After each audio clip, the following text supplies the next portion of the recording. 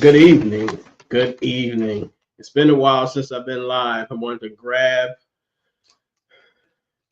to reach out and touch bases with you guys and go over a few new things that we're seeing in the market. I'm using a different set of headsets. If you're out there, could you comment whether you can hear me or not? I'm sorry.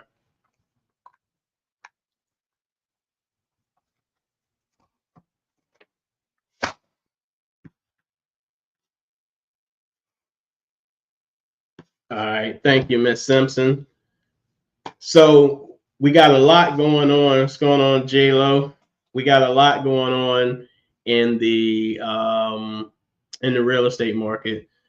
A lot of opportunities coming, a lot of changes coming down the pipeline. Definitely going to get into that tonight, talk about changes. If you're in the market, of course, I'm always trying to educate you on how to prepare for the market at hand, whether it's a slow market or fast market, and then different laws and things that are happening that could affect your ability to purchase a home. So before I get into the big bill, the big beautiful bill, something that I'm seeing a lot of right now, and I need you guys to please take heed and listen to what I'm saying. If you have student loan debt and you have not heard from your student loan servicer, that does not mean your student loans are forgiven. That does not mean because they're quiet, nothing is going on. So many rules, regulations, and laws have changed that if I were you, I would advise you tomorrow, no later than Friday, to call your student loan servicer and find out the status of your student loans. I am seeing a record number of people find out that their student loans are actually late because they're no longer deferred, no longer in forbearance, and then they're on the verge of either being reported late or almost were reported late. So silence doesn't mean that they're going away. Something's happening in the background. You need to call your student loan servicer and find out what's going on. So student loans servicers don't report you late until you're 90 days late. So example, my student loans came out of forbearance in April. So April 20th. If I had waited until July the 21st to make a payment or to call and find out what's going on or whatever I decide to do, that would have been 91 days late and I would have been reported late on my credit report. So just imagine, so for me, my student loans were consolidated some years ago. And that means on my credit report, only one student loan shows, right?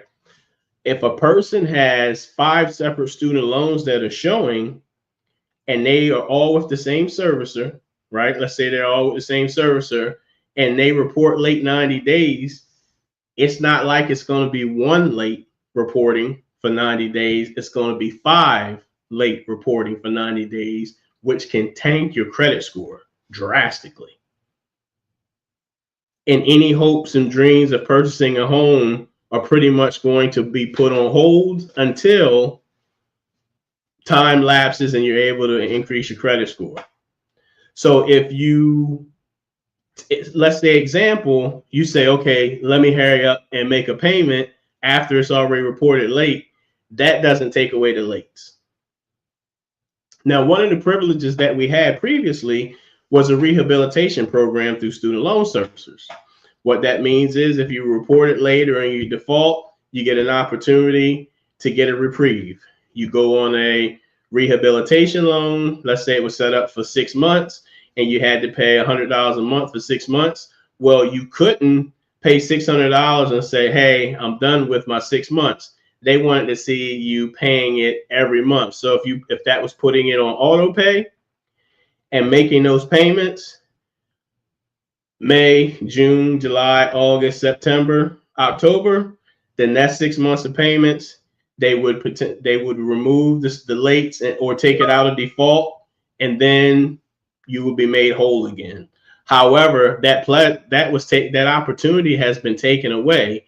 So now there is no rehabilitation program. So you have to fight to get your credit score back up. So I know I'm spending a lot of time on this because I just seen it this week. Please do me a favor. I urge you, call your student loan servicer and see what's going on with your loans. Because it's quiet does not mean that you're in forbearance. Does not mean you're deferred. Does not mean that they have been forgiven. That just means that they hadn't said anything yet, and this current administration is pushing for defaults. And when they start pushing for defaults on student loans, they're going to start garnishing your wages and taking your tax returns. So this is a serious matter. It is a very, very serious matter with your student loans because they want to, Jen. They forgave, I don't know how many billions of dollars of PPP loans, but they sent us to school, and it's easier for us to rack up $200,000 in student loan debt than to purchase a home. So you gotta check on it. You can't rely on the fact that you're a police officer, school teacher, nurse, firefighter, worked for a nonprofit. You can't rely on that. And I even read where they have put a halt on student loan forgiveness in general, like it even being an option when the student loan servicers go and put the plan in. So you've got to, until something changes or someone switches the laws back or they win the court case, you're going to have to stay on your student loans just like you stay on your credit report, because it's going to make a huge factor and have a huge effect on your ability to purchase a home if you're considered late. So see, if it was a car payment and you missed one, but you had a strong credit score, it's a different story. But the student loans, they report 90 days. And because the way guidelines are set up, unless you've got strong assets, strong credit score, and low debt to income ratio, that one hit, even if it's just one, could potentially keep you out of purchasing a home because your student loan debts. Like I've done three-way calls with clients, and we just missed the opportunity of them being late. I've called and they were reported late because they didn't know what was going on. I also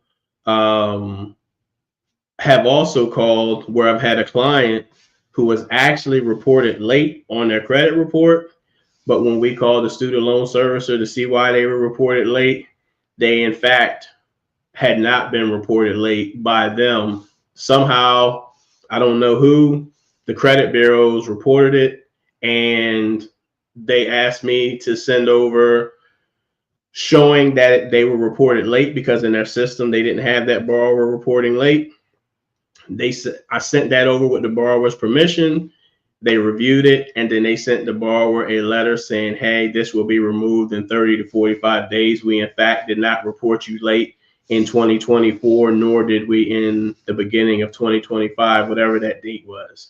So if you got a late on your student loans, you need to check on that as well, because they may not have intended for them to report you late, or you may have been reported late falsely. So definitely do me a huge favor. It's the beginning of the second half of the year. If you are interested in purchasing a home or anything, whether it's now or in a year, I advise you to take a look at your credit report. Go to annualcreditreport.com. It's not going to give you the scores, but it will give you what's on your credit report in real time. That's probably the most accurate credit report that you can get outside of what we see as lenders. And From there, you want to just make sure everything is reporting as it should. If you have disputes on your credit report, I would get them removed, because so many people have done credit repair, even if it was years ago, and that dispute verbiage does not automatically come off your credit report. So you have to call and get those disputes removed from your credit report. And just say, hey, please remove the dispute verbiage from my credit report. The reason why they do that is because that gives us a true picture of what your credit score really is. So when you have an item on your credit report, that's negative, and you dispute it, it no longer, it typically no longer has a negative effect on your credit report when you're disputing it. The problem is that doesn't mean they're going to take it off. That just means that you've disputed that item and you guys are going back and forth with the letters, whether you're using a credit repair company or you're doing it yourself. Another thing is, because you dispute it doesn't mean it's not going to affect you and it's gone.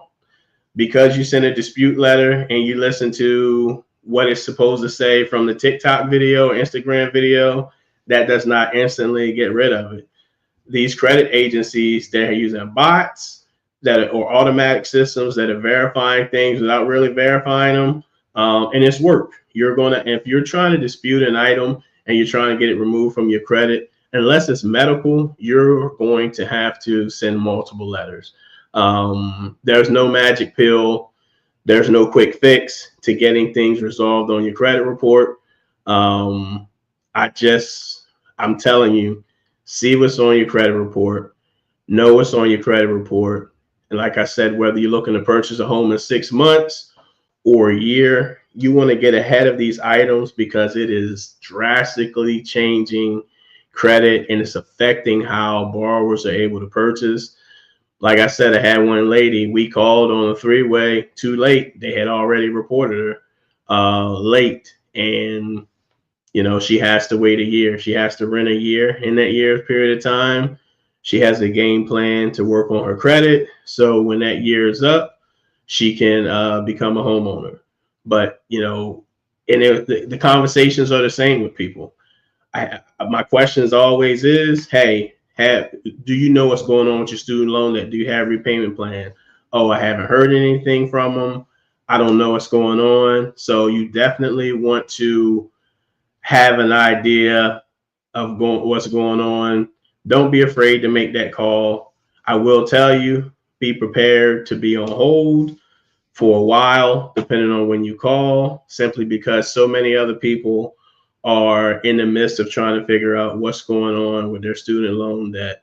And they need to make sure, they're trying to make sure that they're in position and they don't get their credit messed up, because it's hard to keep your credit clean, without, already hard enough to keep it straight without somebody putting something on there that you didn't think belonged there or you didn't have knowledge of. So check. So currently I'm speaking of government student loans. Private student loans is a totally different thing. But I do want to tell you that private student loan debt does not have, or did not have, the same rules as government student loan debt.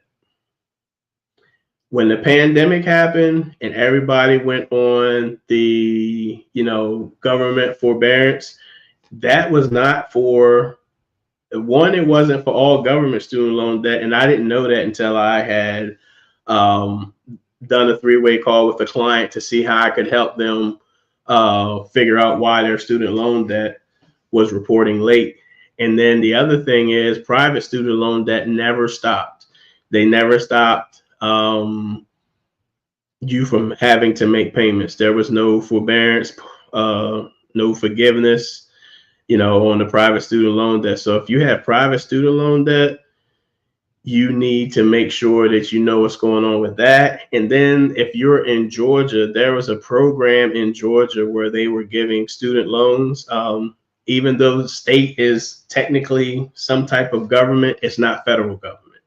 So I had people who weren't making payments from 2020 up until now, wondering why their score won't go up. It's because they've got 5 years of late payments on their student loan debt because they didn't realize they weren't in forbearance.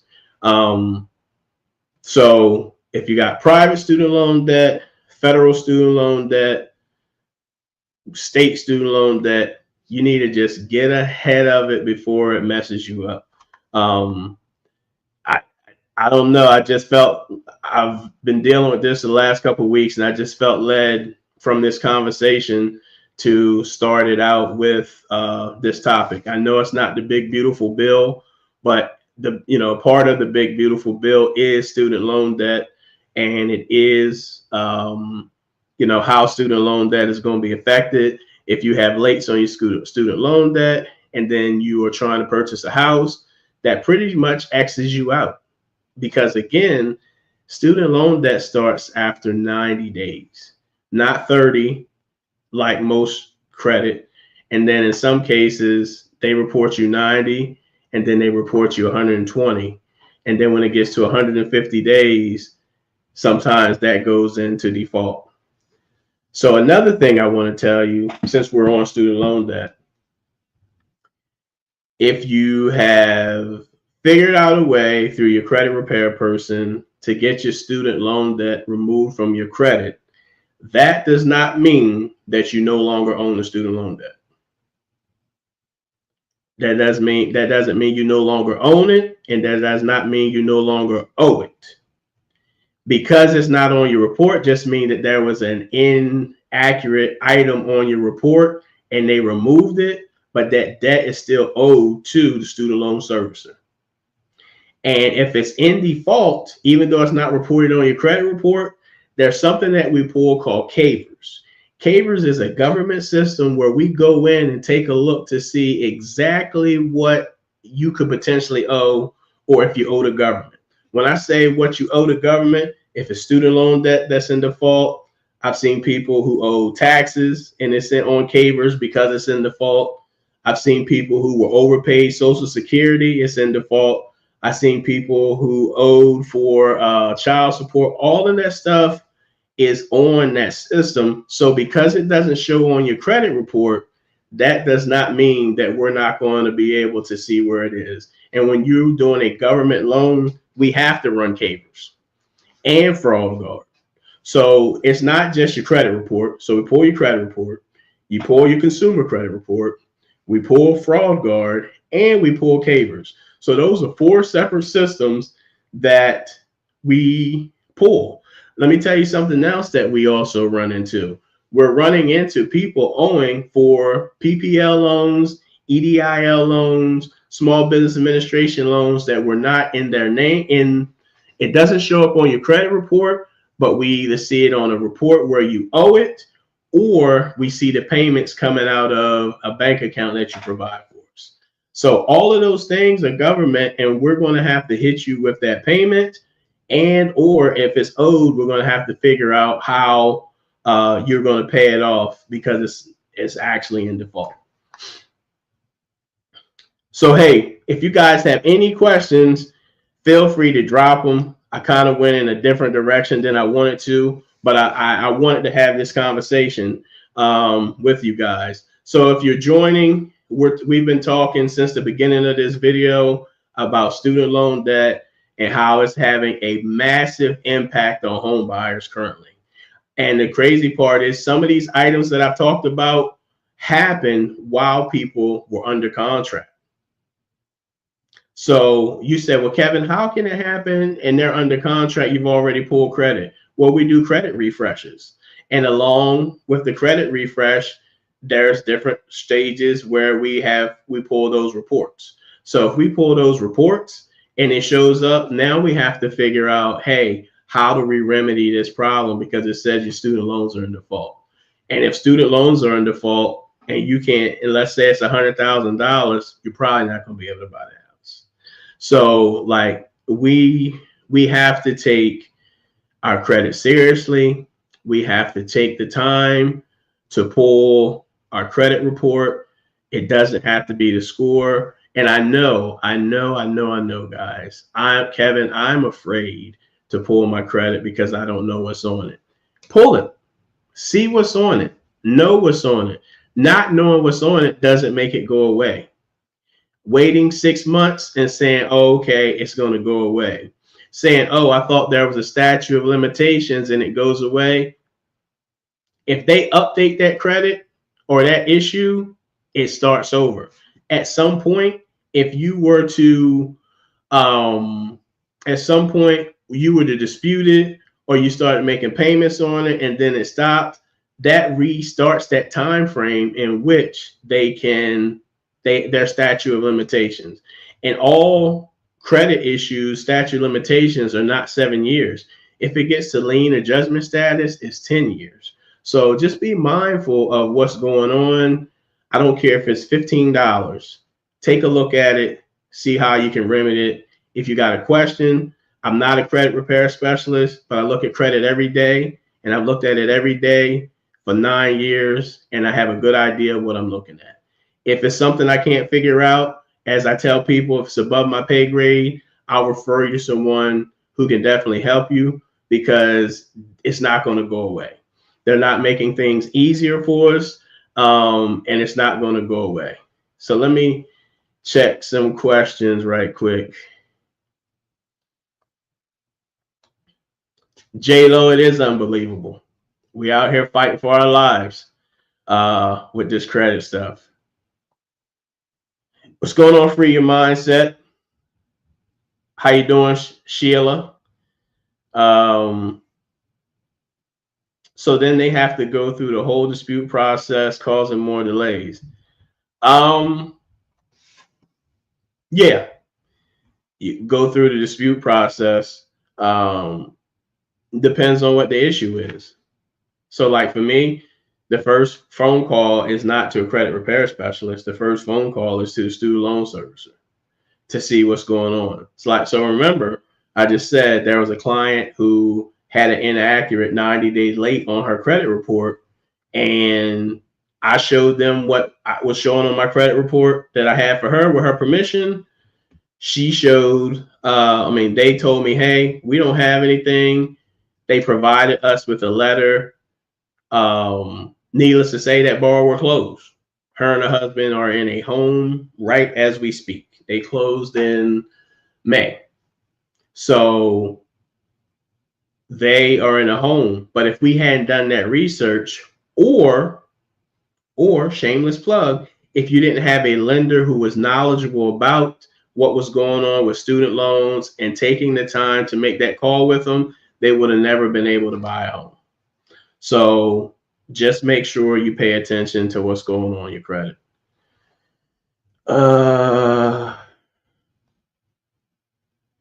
Jermon, I think I said that right. Good day, brother, sister. Good day. What FICO score do you use? I look at each from the big three in my FICO, and they are all different. You know what? I think it's FICO 10. Hold on, let me look right quick. So when you guys ask me which FICO score we use, like you guys are getting super deep, because I actually don't really know.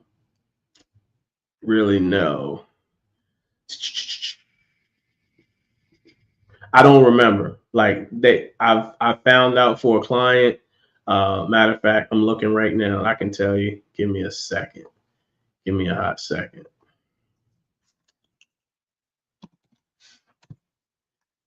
Hot second.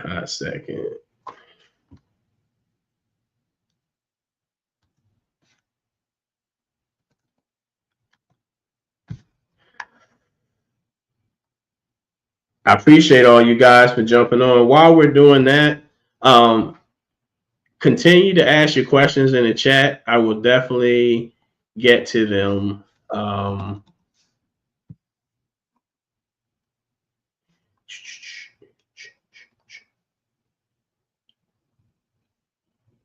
I will definitely get to them.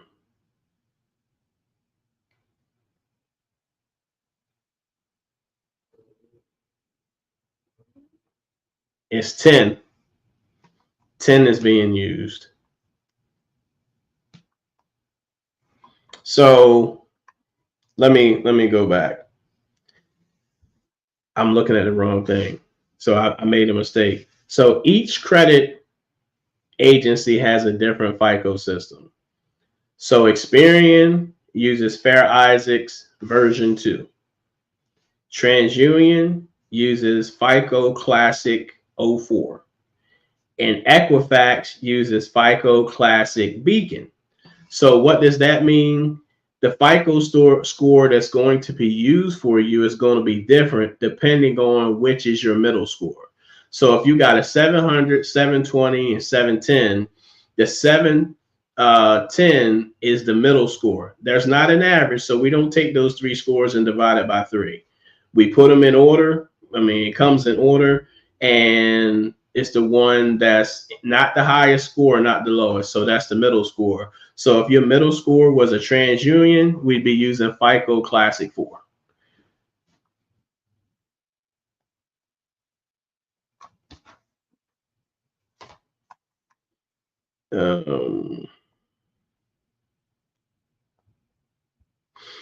Please summarize key aspects of how the Better Business Bureau, the Big Beautiful Bill changes student loans access or administration in the future. Okay. I seen BBB. I was like, Better Business Bureau. So let's look it up.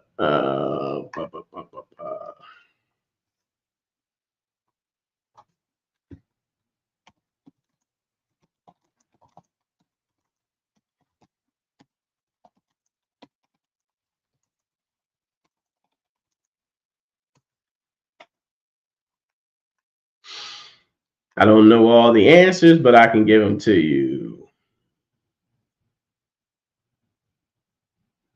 So the Big Beautiful Bill, it sets new caps on how much a graduate and professional student can borrow and caps a Parent Plus loan.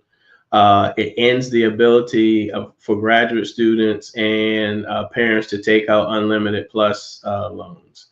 The impacts makes it harder for graduate students to finance high cost degrees fully through federal loans and may lead to seeking private loans and rethinking expensive graduates. And rethinking expensive graduate programs. In terms of reforms, repayment, deferment, or forbearance, it changes the rules of the repayment options, deferment, and how loan rehabilitation works for defaulted loans. It impacts eligibility it tightens up eligibility for pausing payments and streamlines default rehabilitation. So it makes an adjustment on public service loan forgiveness, tightening up some requirements and compliance checks. It cuts fully. It doesn't cut or expands currently, meaning right now you can't even apply for that program. Public employees might face stricter criteria, more paperwork to qualify for forgiveness. It also makes Pell Grants partially available for workforce programs. Workforce Pell Grants allowing Pell funds to go towards short-term credentialing or job training.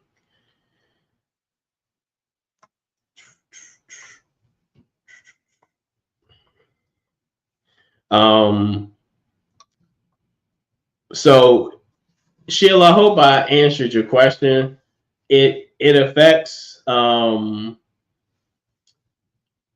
it makes it tighter. So like, of course, their thing is, hey, we want our money back. You've been out of school for 25 years. You made 2 payments. Start paying us back. We're going to start reporting you late. And if we report you late, we're going to garnish your wages. We're going to take your income tax check, right? The government doesn't want to keep funding people to go to school and get 5 degrees and never pay them back. They're calling it wasteful spending. So they're going for the gusto. They're going for however they can, and they're making all of these, they're making the laws to make it harder for us, for you and I, for our kids, us who went to school, didn't get that American dream job that they were looking for, and they're just really making it harder on the citizens. Hopefully that answers your question. I used to be terrified to check my credit. Now I'm obsessed with monitor it, and knowledge is power. Right. So you gotta check it. And then there's no magic pill. You just want to make sure you know what's going on with your credit, and just constantly check on it. Obviously, continue to try to make your payments on time. Try not to take out or extend any additional debt. Just know what's going on with your credit. If you got a ding or you got an issue, check on it, figure it out, but do not ignore it.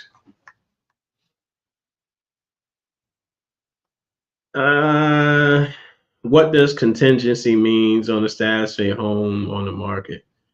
So contingency typically means that, let's say, J-Lo, that you were buying 123 Main Street and you had to sell your house first.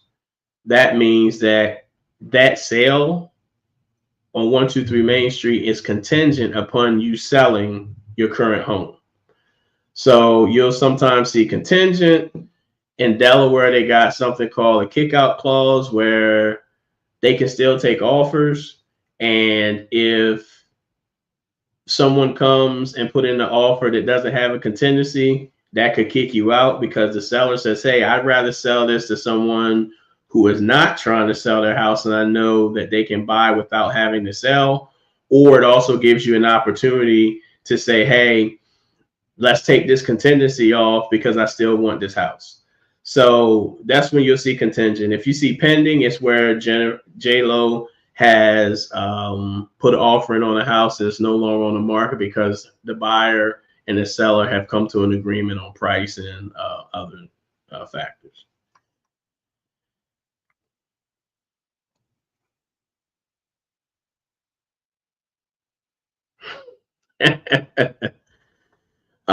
Is it true there's a different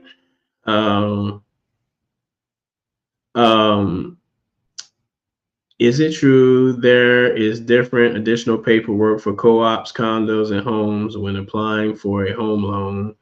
Why is that, and does it make it more challenging? So yes, interesting that you asked this question. So when you buy a condo or a co-op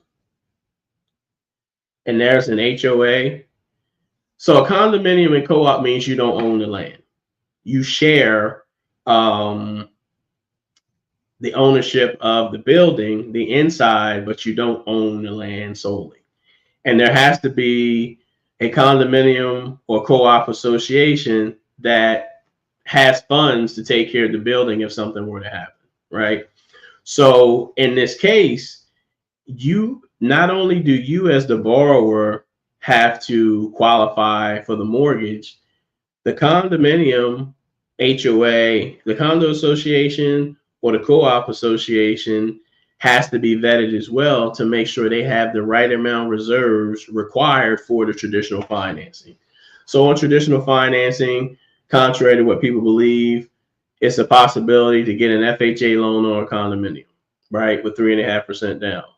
Typically, people go conventional, but you can do it with FHA. Once you are under contract, we get the information from the homeowners association. We get them to fill out this packet, and then we vet them to make sure, hey, they have enough money or they're solvent to be able to make repairs if something were to happen to the roads, or if they have a certain, do they have a certain amount of reserves if there's a snowfall and they need to get snow removed, or if something happens to the building, the roof needs to be replaced on some of the buildings. It's like they're vetted as well. What you're talking about is condominium association paperwork. disclosing that there's a condominium association or co-op association. Is that harder? Does that create a problem versus a home? Yes, because typically when there's a homeowners association, they're typically in better condition, better financial condition than a condo association, simply because the condominium association for the home is really only taking care of the grounds and common areas. The condo association is taking care of the buildings, all of the exterior of the buildings, the grounds, and everything. So making sure they have enough funds for that. So how does it affect it? If the situation someone came to me with is they could not get an FHA loan because the condominium association did not have enough funds.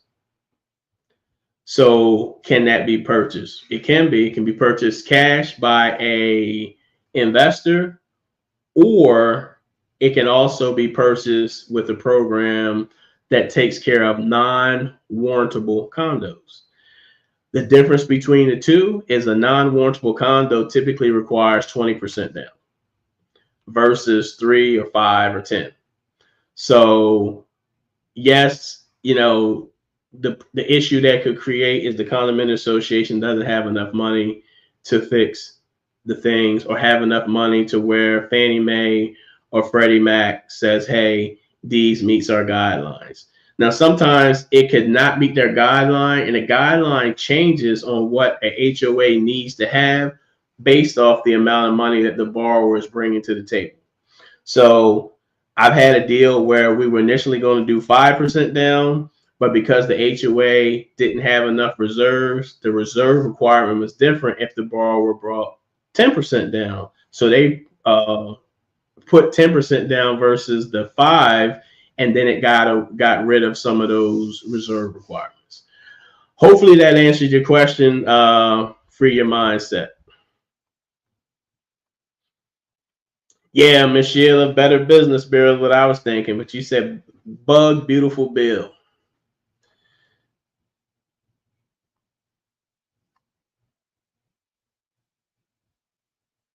Quit blaming Trump. You don't know what you're talking about. You aren't honest enough to have a conversation with. I've never mentioned Donald Trump's name. So I have no clue what you're talking about, but I appreciate your feedback. If you don't want to hear me or listen to me, more than welcome to leave my channel, sir. Have a great night.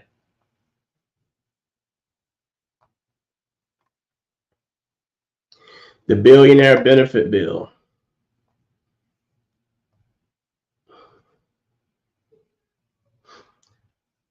Got you. I won't entertain it. No one mentioned Trump. We just talked about the big, beautiful bill. We talked about government in general. I've been in housing a long time too. Housing is increasing every day, no matter who the administration is, and we've never solved the problem. Again, I appreciate your feedback.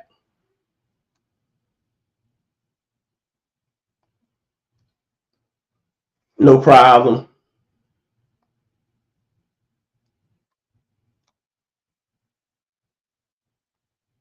Yeah, like it's their opinion. I know what I know. It's their opinion. I'm not gonna get with me. It doesn't matter. Yeah, it doesn't matter. It's somebody, a bot, and don't have nothing else to say, or he could be trying to help me out and get the algorithm. So that's why I thanked him. Again, hey, if you're just joining the live, we discuss student loans for a lengthy time in this this live, because of things that I saw, things that I feel like people don't understand or they don't know.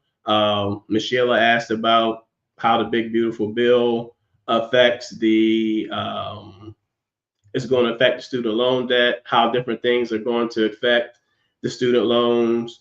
So we really talked about a lot of student loan debt stuff because it's coming up and it's coming fast.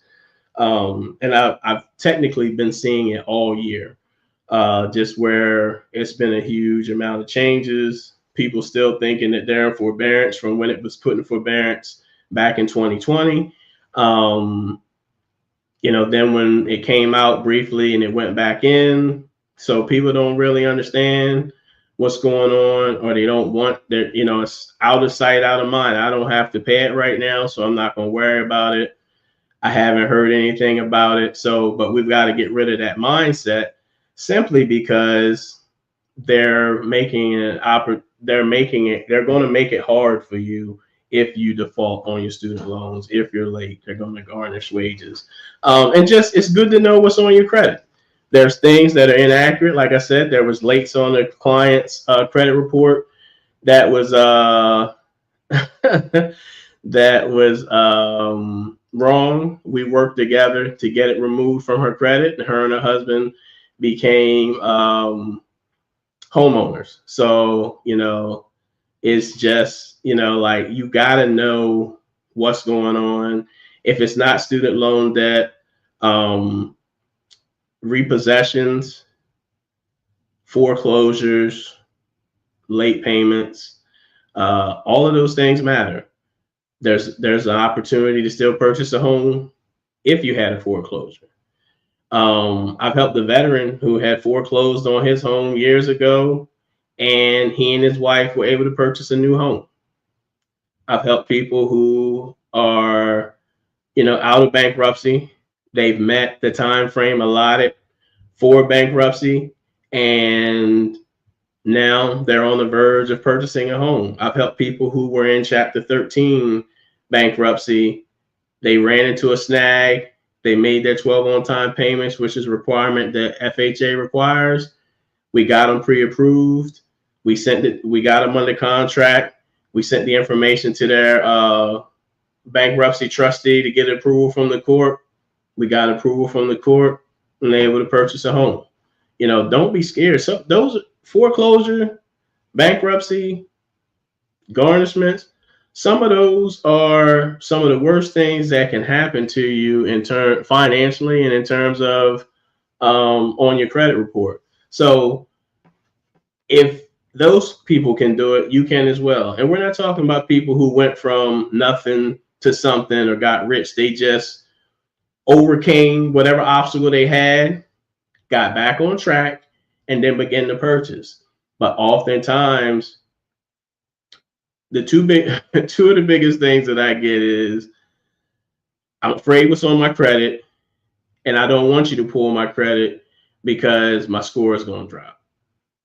And those are not true. Your score is going to drop between 0 to 5 points. I say 0 to 3. But we don't know what the actual score was in the first place unless you had it pulled from a different lender. And the only way for me to lend you hundreds of thousands of dollars for me to see what kind of debt you had. And no, you can't bring me your credit report from Credit Karma or Credit Sesame or even my FICO, because it's going to take me longer to review that credit report than it is and if it's in my system. And I won't do it anyway because it's not conducive of my time. At that point, I'm looking for somebody that's looking to commit. And if you commit to me by allowing me to pull your credit, I'll do what I can to put you in position to help you. I'm going to give you a game plan. From that point, it's up to you to execute the game plan. If you have questions along the way, whether it takes 6 months, 12 months, if you have questions along the way, you can always reach back out to me and I'll answer your questions for you. If I don't know the answer to the question, I'll get somebody else. I'll get the answer from somewhere else, so I'll try to search for it. So I'm here to help. You know, I'm here to help. I would love for you to, you know, shameless plug, I'd love for you to use my services because as you can see, if I'm helping you with your credit, I'm knowledgeable. You know, is everybody going to use me? No. Is everybody my client? No. Do I want to work with everybody? Not necessarily. But I would love to help as many people as possible. And I don't care what anybody says, home ownership is the key. It's key. You know, you hear Grant Cardone talk about, hey, don't buy a house. Well, if you listen to a story, how he got his start was because he purchased a house. Now, he purchased the house and he sold it, but without the proceeds from that sale of that house, he couldn't have got started in his next venture, which eventually led him to be a multi hundred, I don't know, 500 million, and he's tons of property. So, I get it. You take it with a grain of salt. And of course, you could say, hey, well, you're just saying that because you make money off of home ownership. That's not true. I mean, I do make money by helping people get into homes. However, I understand everybody isn't born rich. We don't all have a rich uncle or a rich auntie or a mom and dad. And one of the easiest ways into wealth is home ownership and owning properties, right? The other thing is that you don't need. So let me break it down to you. Let's think about it. We're obsessed with, what we see on TV, what we see on the internet. Oh, I brought 100 units in 5 years. Right. That's great. You're a unicorn. But just think, if you purchase one property a year for 10 years, in 10 years, you have 15. I mean, you got 10 properties. I don't know what I was thinking. So in 10 years, you got 10 properties, right? That doesn't necessarily mean that you only have 10 doors. So let's say some of those properties that you got were multifamily. So let's say you were in an area where you could buy a multifamily unit, and let's go conservative. Let's say you brought a duplex, and that's 2 doors, and then you worked your way up to another property. So then that's 11 doors, and you have 10 properties. So trying to buy 100 properties, 100-unit apartment building takes some work, right?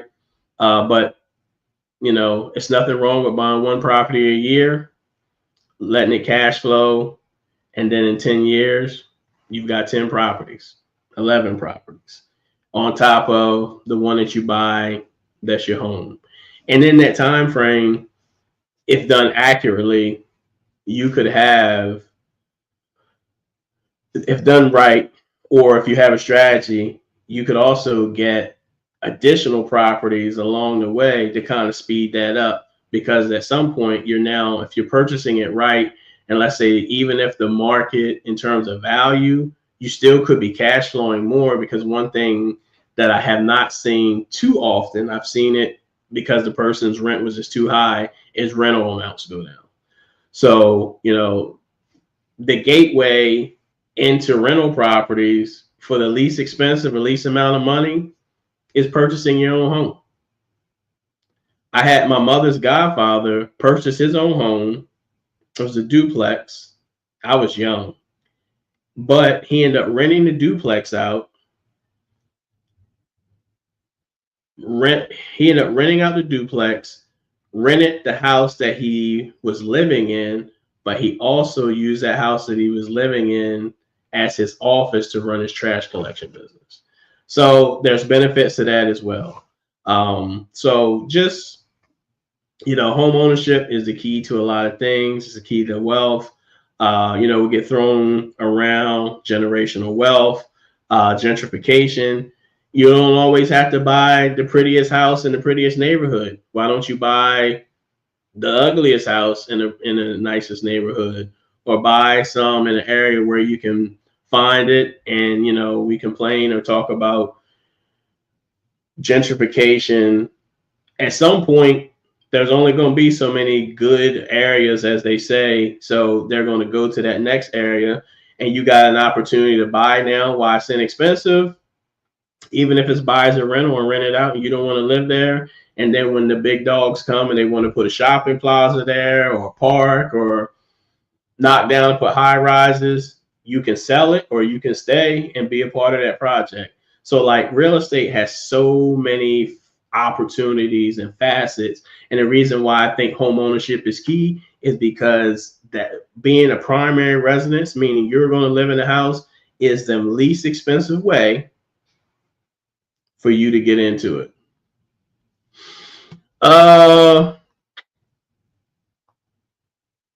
Cynthia, that's a great question. that is above my pay grade.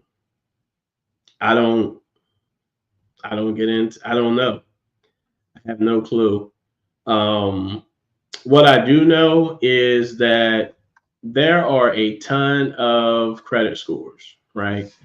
So if a person was to apply for a car, apply for a credit card, and apply for a house all on the same day, and let's say they use TransUnion, all three of those TransUnion scores are going to be different because they all each how what I want to say, each financial institute or sector of the financial institutions have a different FICO score they go off of. What I will say is,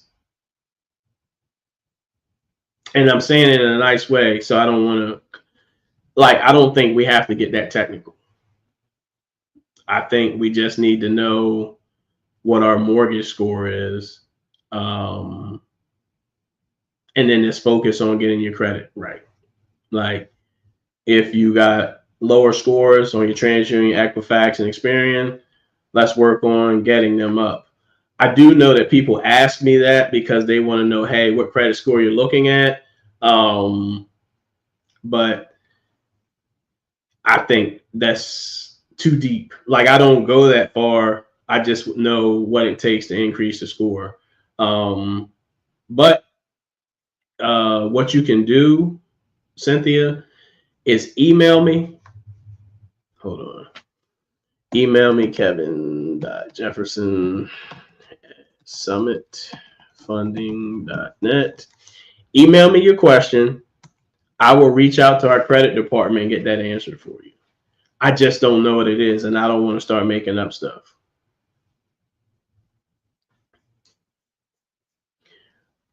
Again, guys, it's been great feedback. Feels good to be back live with you guys.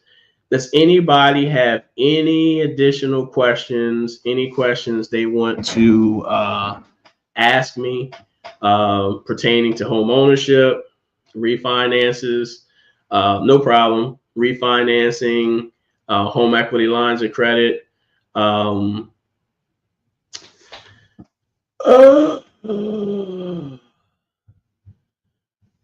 FICO 10 is supposed to be taken into account your utilization patterns. How often? However, 10 is not supposed to be specific to mortgages. So, yeah. So probably for maybe the last, I don't know, 4 or 5 years, they were supposed to be switching to FICO 10, which you're right. What's hard about money? My man's. I just realized who that was. Actually, guys, I'm gonna have what's hard about money on my show. A buddy of mine, he is very knowledgeable about funds, funding, like funds, money, financial stuff. Be great to have him on here so we can have, a great conversation about money. He can tell you about different aspects of finances as opposed to what I can. But the FICO 10 is where they kind of look at bills that don't show up on your credit. Like, does this person typically have a balance in their bank account? Do they typically have insufficient funds in their account? Like, different things like that, or what is affecting could affect your credit score. So if right now in the system that we have, you are able to manipulate the system by, hey, I'm gonna pay on the 29th day, it's not gonna report on the 30th. That's cool. Like, that's cool for now. The FICO 10, if I'm not mistaken, will bring that out because, hey, they typically pay late. So that could affect your score. But as far as this difference between the other ones, I'm not sure. I do know that they have passed a bill. Matter of fact, if you give me a second, I'll look it up right quick.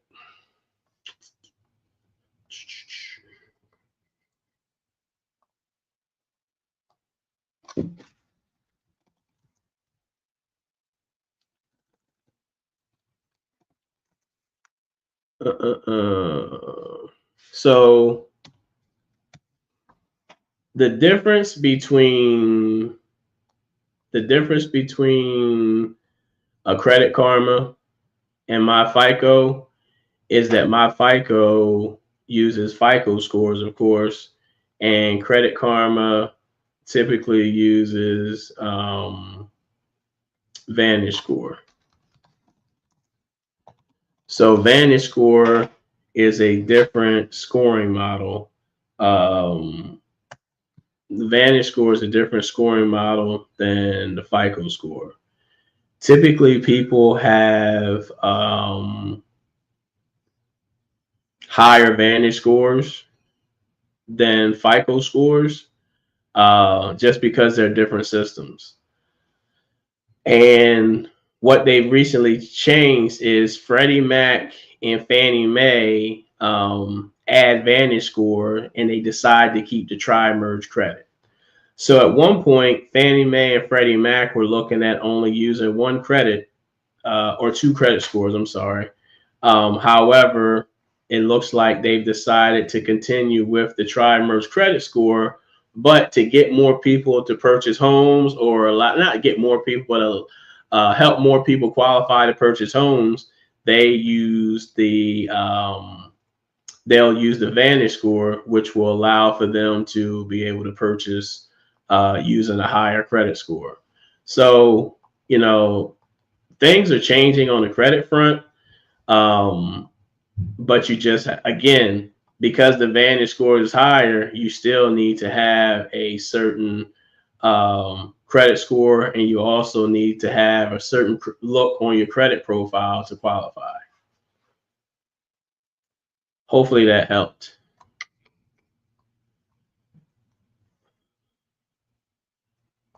So if you're just joining my live, we discussed student loans.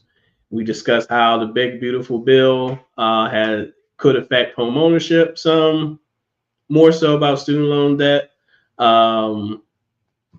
We talked about changes in credit reports, changes in credit scores.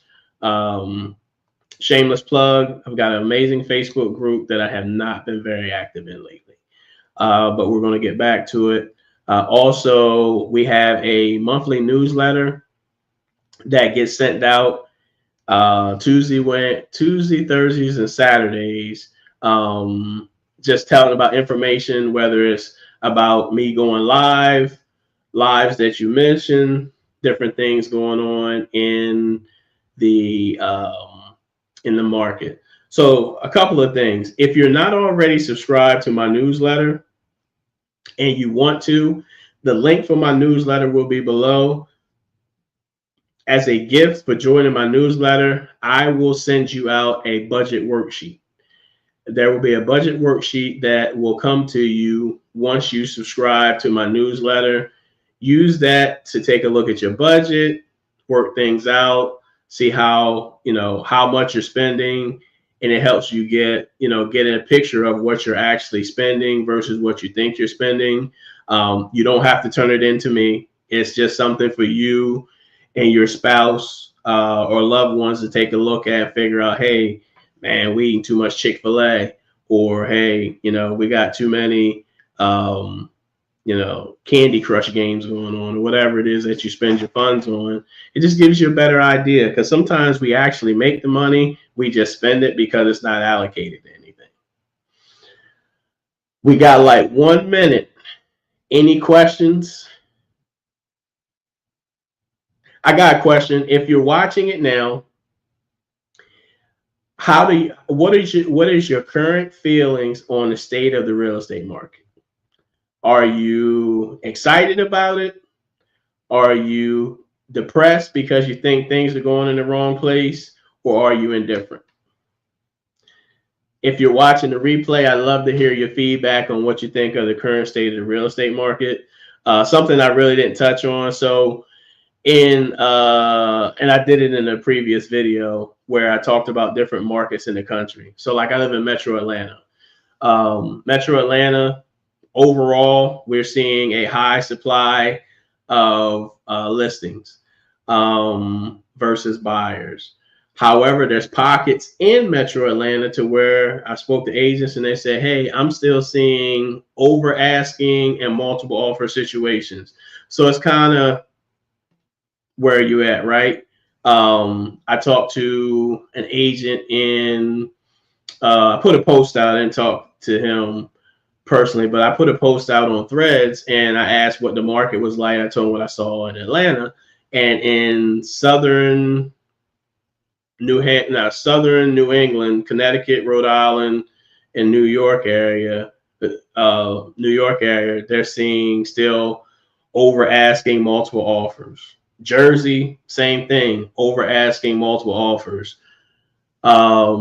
Delaware, kind of in between the New Yorkers and people from Jersey or the New Englanders are potentially selling their homes and moving to Delaware, who has lower taxes, but which means that's driving up housing prices for the Delawareans who don't make the same wage as someone from New York.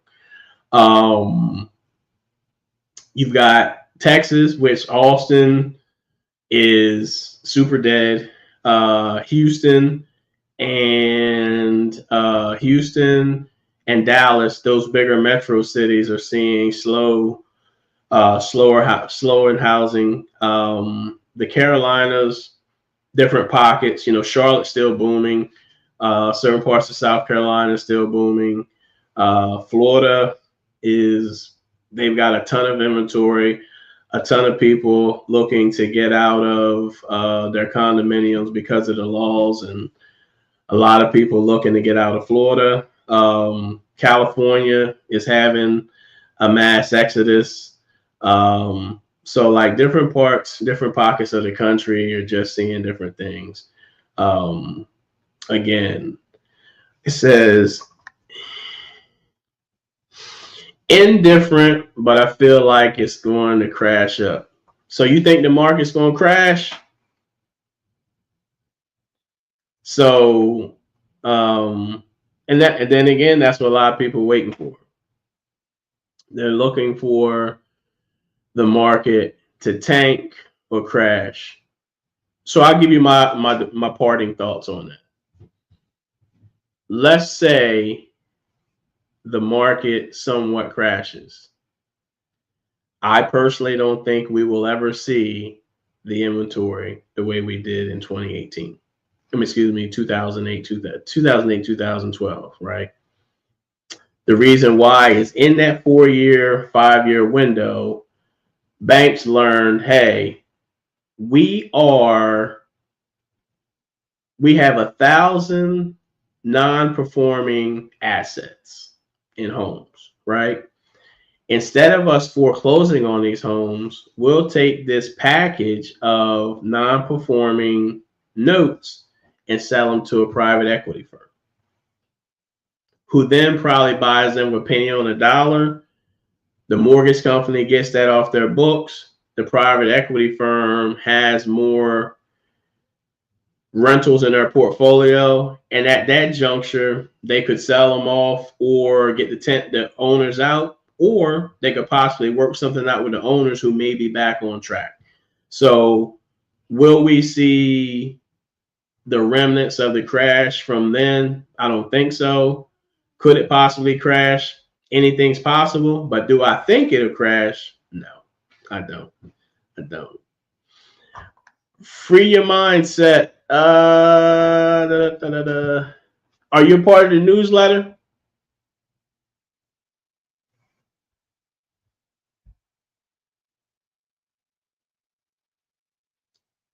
All right. My guy isn't here. I'm sorry to put the links in the description, but if you email me at this email address and put budget worksheet in the subject line, I'll make sure you get a copy. Hey guys, it's been great. The banks are in better position since 2008. Of course, Cynthia, we bailed them jokers out. We bailed them out. They said the banks are too big to fail. So we bailed them out.